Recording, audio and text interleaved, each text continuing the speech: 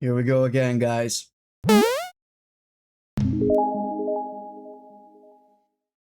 Okay, so before I continue, I want to preface this by saying I love anime. I don't think I made this clear in my last rant about JJK. And because of this and because of my history with anime, I know a good one when I see one. Of recent times, my favorite new anime, emphasis on the new, if you didn't catch that, is Down to Dawn. And it can be sort of compared to JJK, given its ADHD nature. However, Down to Dawn does something that JJK doesn't do, and that's establish a decent story with a handful of dope characters in a fast ADHD fashion. JJK does this, but fails miserably.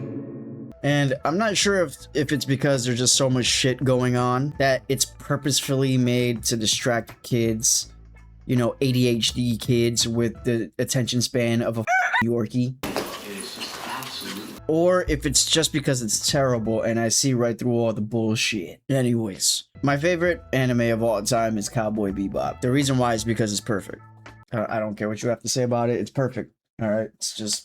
It's perfect. Perfect. Each episode is a different story, and each episode is self-contained while also adding to the broader story of our band of space cowboys. And it's dope from start to finish. JJK, on the other hand, is complete dog shit. Boo this man! Before I continue explaining why, let me sound the spoiler alert alarm, because I'm about to break down season 2. Okay?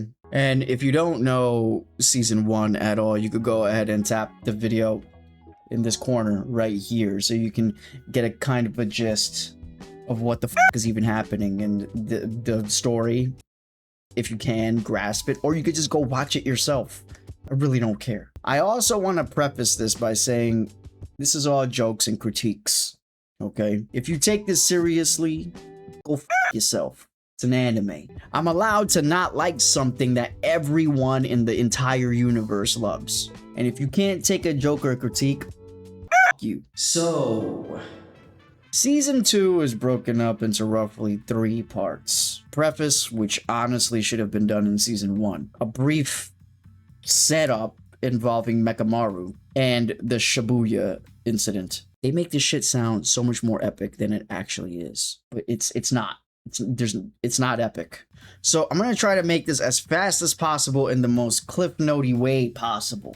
Okay. Because nobody in the world should have to sit through this ordeal of a slog of episodes to understand what the is even happening. The preface is literally the story of Gojo and Geto. They are younger and they get sent on a mission. There's a shorter part of the story involving sexy lady Mei and Utahime, but to be honest, that shit is irrelevant because the Konami code of anime shows up and just blows everything up.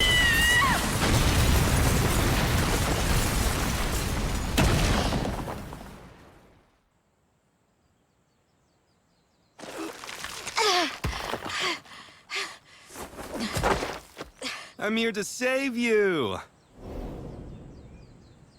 Utahime. Anyways, Gojo and Geto are friends. Geto is the guy from season 1 who does jack shit. And he still sort of does jack shit this season too. We'll get to that later, okay? But they're sent on a mission by Master Tengen where they have to acquire Star Plasma Vessel. A 14-year-old girl. Because Tengen's immortality technique requires him to merge with the time vessel.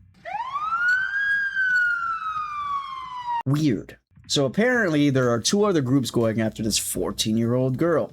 First, user Sect Q and the religious cult known as the Time Vessel Association. Honestly, none of this shit matters because it's stupid. The anime knows it's dumb as and bears no time explaining any of this shit ever. This is actually my point about this anime, okay? They throw in all this nonsensical blah blah to explain this mission, but at the end of it, it doesn't even matter.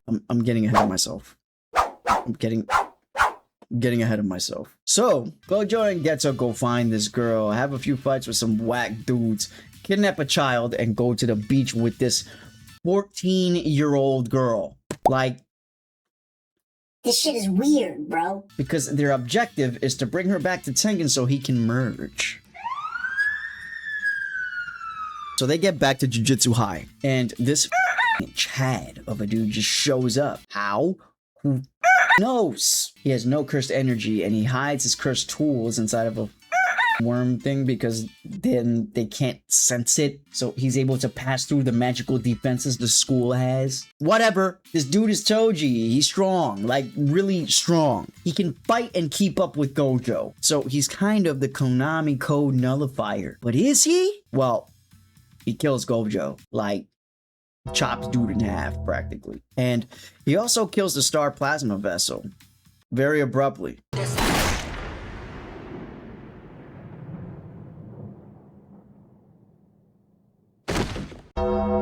Then he gets into a fight with Geto, beats him, and off with the time vessel because Toji's a badass bounty hunter. Whatever. Oh, wait.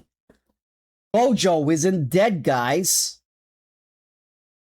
No shit, Sherlock. So he shows back up and is explaining how he survived, and this explanation gets so long and convoluted that even Toji is like, Bro, this guy is talking way too much, man. like, deadass, they say this in the anime, bro. I couldn't understand anything the one Something's person off. said. He's blabbing on and on. Is he high? Like, how the am I supposed to take this anime seriously when you kill, literally chop a dude clearly in half, right? And then he's explaining how and why he survived because he's the Konami code, right? But you have characters that literally are talking in their head, completely cutting off the main character talking, and it's like, yeah, I don't know what the this dude's talking about. I don't really give a shit. How the am I supposed to give a about what's happening? How? Oh my god. Let me calm down. Let me relax. Anyways, Gojo goes beast mode because he's Gojo and kills Toji with hollow purple. I've twisted myself into knots for so long, all to try justifying my life. But that was the moment I truly lost. But in reality, all of this backstory was entirely pointless because the only point was for us, the people with our eyeballs watching this show, was for us to figure out that Toji was emo Ash Ketchum's dad. Okay, that's the whole purpose of all of that, all right? Like, you could have done this so much better. No, but you have this weird mission with weird PDF file implications, and the only reason why I'm even saying that the way I said is because I can't say it on YouTube. All this weird stuff going on with all this nonsense, and like, you could have set this up so much better, but no, you didn't. You decided to make it so much more convoluted than what it really was, and I don't get you, JJK. The mission doesn't even matter, okay? Because even Smokey McGee over here is like, Yeah, don't worry about the Star Plasma Vessel. Tengen can find another one. what? Like, I'm confused. I thought it was important. Like, what was all that about? What was all that stupid nonsense about then? Well,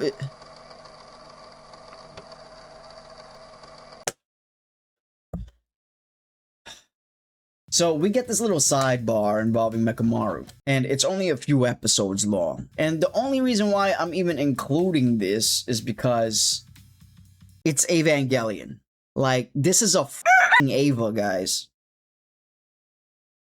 This weird-ass dude is apparently the mole that was responsible for the big fight in the last season, and he's working with Team T-1000 and Geto. So they make some kind of and T-1000 restores him, and then they fight. And when they fight, this little shit summons a f***ing Ava. I don't care what anyone says. This is a straight-up rip, directly pulled out of the pages of Evangelion. This is my other problem with JJK. It literally, unabashedly steals from other anime that does this so much better than JJK, and then shovels it into this watered down garbled nonsense of a show. Gojo is Kakashi. Whatever the this thing is that Mekamaru summoned to the Neva unit. Before he's restored, he clearly looks like Makoto Shishio. Panda is the cursed form of Genma Saotome from Ranma 1/2. This chick is a gunsmith cat. This scene at the end is very clearly a rip from Akira. Like, I get it, okay? I get it. Shonen does this to pay homage, right? But, like, come on, dude. Does anyone see how ass these homages are? Like, it's just, oh, it hurts my eyeballs. It just, oh. It's painful. It's so, it hurts. It's just, it's so lazy, bro. It's just lazy ass. Okay. Okay. Alright. Whatever. Mekamaru dies. He's dead now. So, to be honest, I don't really know how to describe this shit. This entire incident is a whole mess. So, I'm gonna try to make it as easily understandable as possible.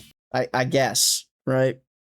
Sure. We're gonna do this now. Our gang of villains, if we can actually call them that, they have a plan. They have a plan? They have a plan. What is the plan? I don't really know what the plan is. To be honest, I don't even think the villains know what the plan is, because it appears that they veer off the plan several times to f off and go do other stuff. Like, why why is Team T-1000 hiding behind vending machines? I don't know. But the goal of this entire incident is to capture Kakashi. I mean, Gojo. It's not Kakashi, it's Gojo. Kakashi Gojo.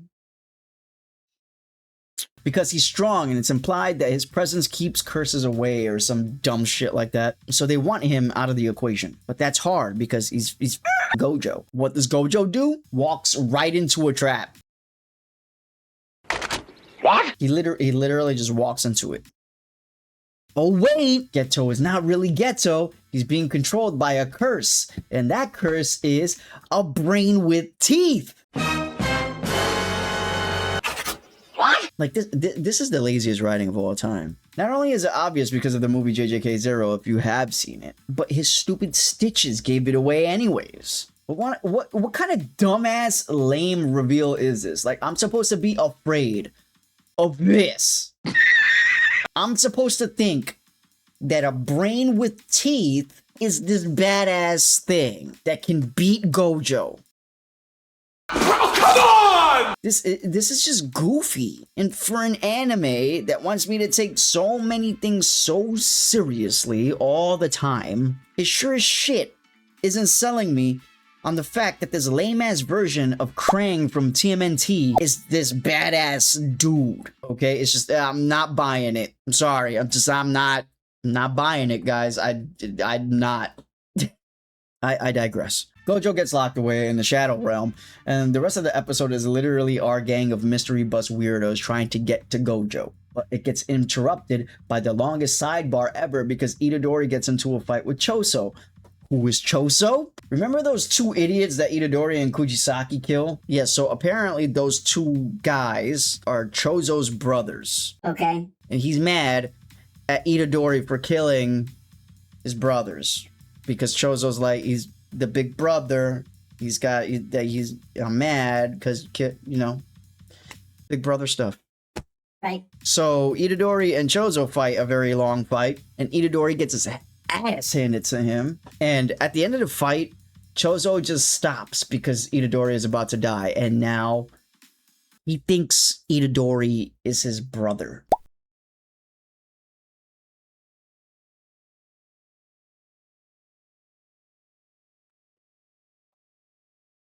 What? Like, I don't get it.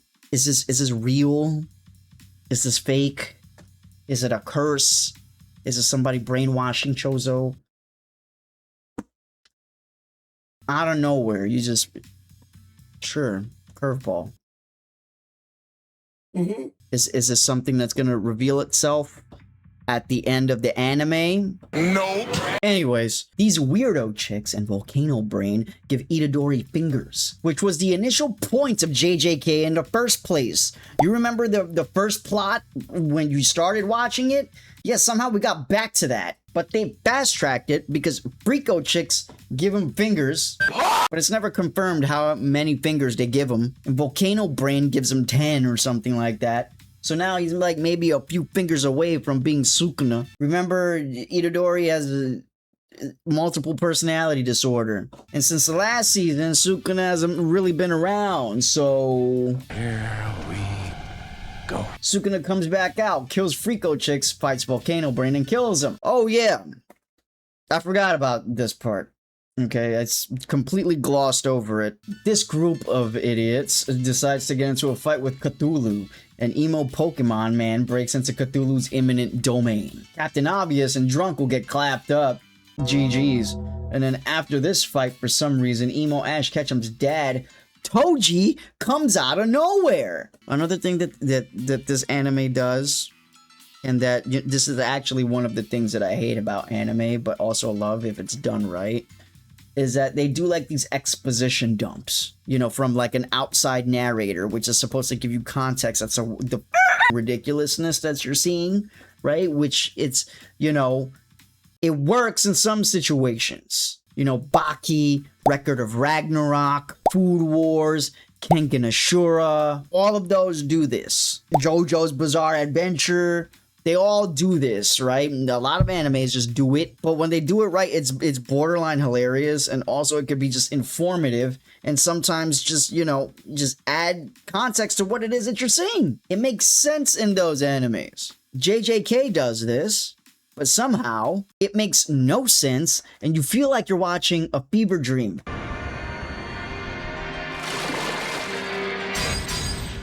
The one who had inherited the curse of the Zenin clan from birth. And the one who could not completely cast off that curse. They both stood in witness. To the one who left it all behind, now manifested in raw flesh, and taking action. Who's that? Her technique had lost its chance to terminate him, and the compounding irregularities now left her technique running rampant. Toji Zenin was currently fighting as directed by his instincts until his vessel ultimately broke. He had become a murder machine. Because what the f does that even mean, guys?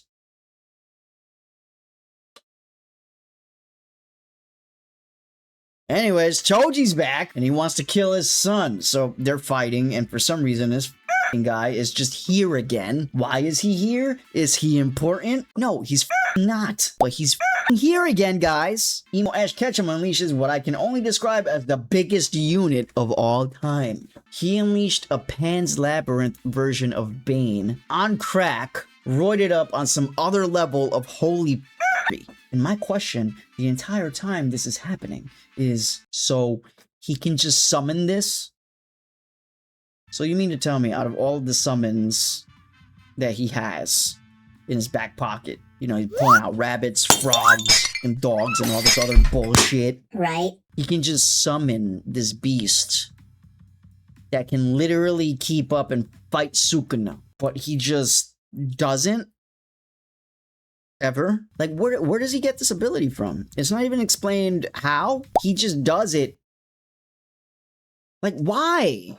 Why? I would imagine that this unstoppable thing that is literally capable of cratering an entire city would have an explanation as to why. But no, he just does it, and it fights Sukuna, and it levels a whole city. No explanation. I don't even know what this thing is. It just happens, and it's implied he has no control over it too.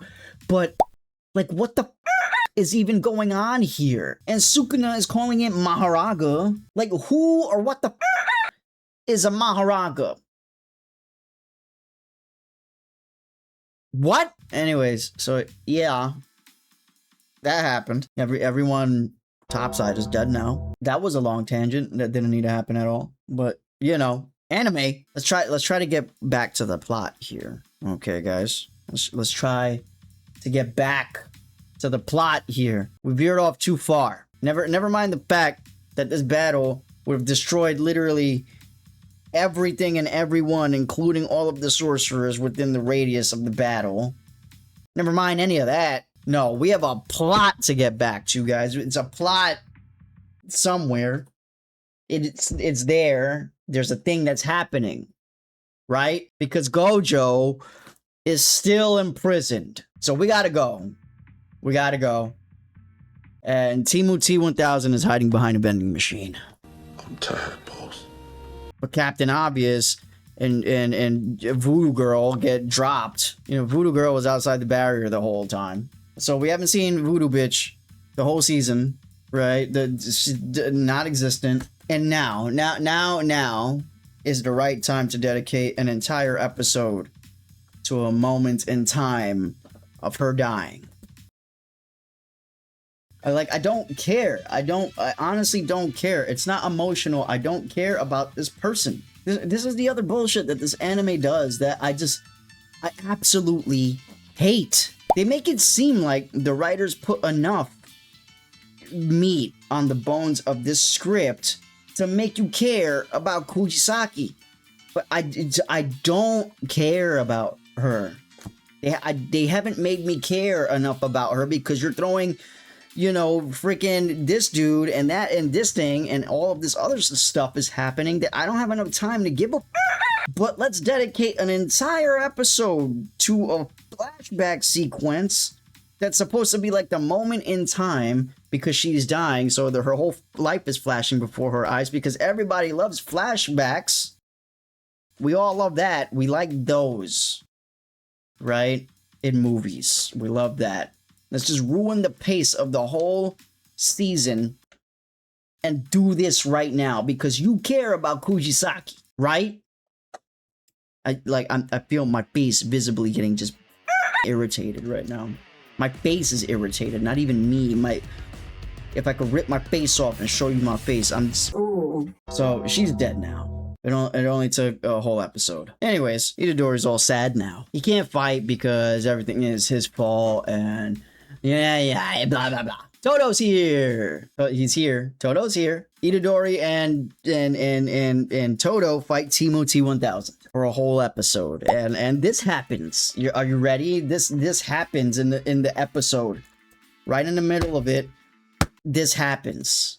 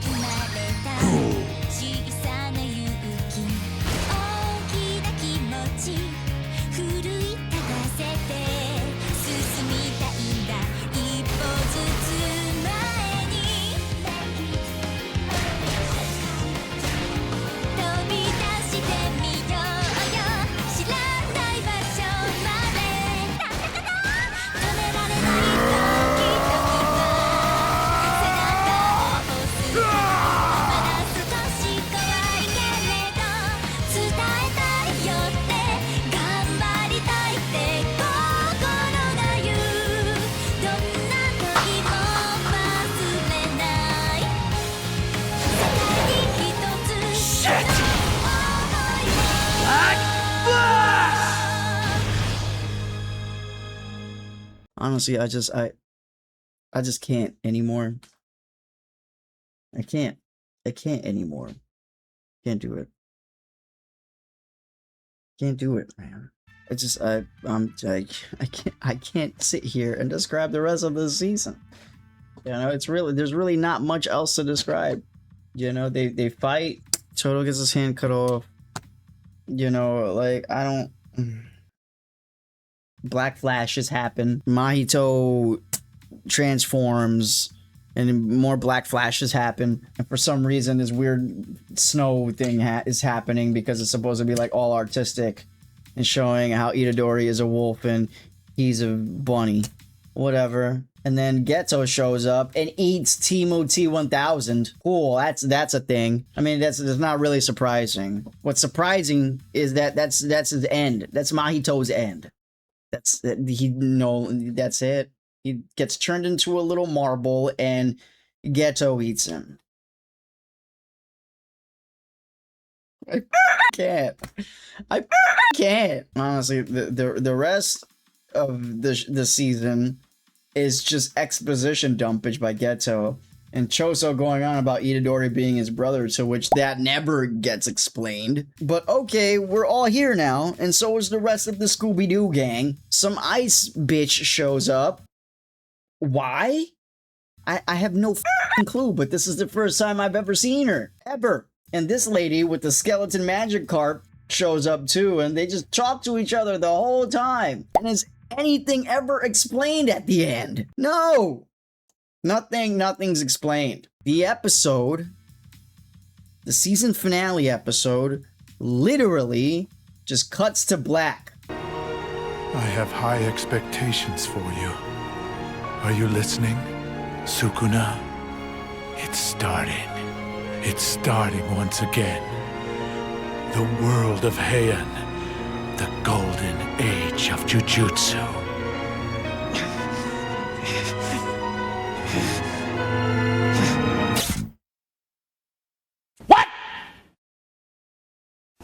Nothing is ever explained. Gojo's still locked away. The gate is open.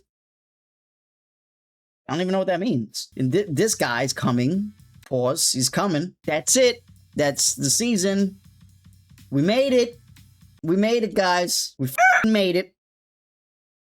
We made it. Look. Okay. Just look. I had conversations, multiple conversations with friends of mine in a Discord. Shout out to Ty, JT, Taco, and Koala. And both Taco and Koala said that this anime is fan service to those people who have read the manga. Okay, fine. I understand that argument. That does not by any means make this show good at all. The job of the people who create the anime is to transpose the manga to the animation, right? When you do that, the story then follows that, right? And I don't want to hear the bullshit of saying, "Oh, this happens in the manga." Fine, whatever. If that happens too in the manga, then this shit is ass. Okay, I'm sorry. I can't follow what the is going on 99% of the time, because 99% of the time nobody in the show even knows what the is going on. Okay, if the people who are literally creating the animation fail to do that, the show sucks. Okay, sorry, Taco. It sucks. I should not have to read an entire manga to get what I'm not getting from the animation. That's dumb from my perspective. To me, that fact alone makes the show even more ass. It just makes it asser. You can make that argument and tell me to go read the manga, but why the do I have to read a manga to get what I'm not getting in the show? I don't make no sense to me, man. Like I literally shouldn't have to do that. Period. Shouldn't have to. The manga for Gundam Wing actually elaborates on certain things about Wu Fei's past, right? And it gives you a lot of the reasons why he's fighting in the war. Gundam Wing is one of my favorite animes of all time. So the anime itself doesn't really elaborate on that, right? It doesn't really go in depth on that, but the manga does. But get this shit, right, guys? Gundam Wing is still an epic anime. You know why? Because it has a story that makes sense. That's why. Shout out to Koala for giving me that little tidbit of info, by the way. But honestly, like, I don't get it. Okay, I don't get it. I don't understand how anyone can watch this and objectively say that this is good. It's not. It's just not. The story is everywhere, all the time, all at once. It's everywhere. There's no resolution to anything. Things just happen without a rationale as to why they're happening. And after watching season 2, I feel worse now. Initially, I was like, okay, cool, you know, we're getting backstory. But that backstory was stupid and didn't add anything to the larger story, if there is one. And everything else that happens after that shit didn't make any sense. This anime is like a jigsaw puzzle that when you piece it together turns into a larger picture of actual shit. I hate it. I hate it. I don't care to ever watch it ever again. I'm done. I'm so done. I'm so over it. Like I'm angry. I'm laughing, but I'm actually angry. Okay, I hate this show, and I honestly don't get how anybody could ever say that this show is better than anything that has preceded it. To me, this show is just a jumbled, freaking garbled nonsense of a bunch of anime that we've already seen. Just do it 1,000 times better. And don't sit here and tell me that all shonen does this, okay? And if I don't like the set, and then I don't like shonen. Because no, it doesn't, okay? I refuse to accept that argument. This anime has absolutely no shred of identity, and it's confusing for the sake of just making up for the lack of substance that it has. And that's it. That's it. But what I think. What do you think? You know what? I'm not even gonna pretend to give a about what you think, to be honest. I actually really don't give a Just go ahead, curse me out in the comments, okay? Just go ahead and curse me out. I'm so done with this overrated ass show. Emphasis on ass. Emphasis on ass. I'm angry. I'm angry that I'm talking about this now, okay? So I'm gonna go get a shot of tequila. Okay, that's what I'm gonna go do right now, and then I'm gonna go to sleep. But before I go to sleep, I'm gonna go feed my son. Okay, because I gotta go feed him right now because I'm recording it before I gotta feed him. Let me go take a shot of tequila. All right.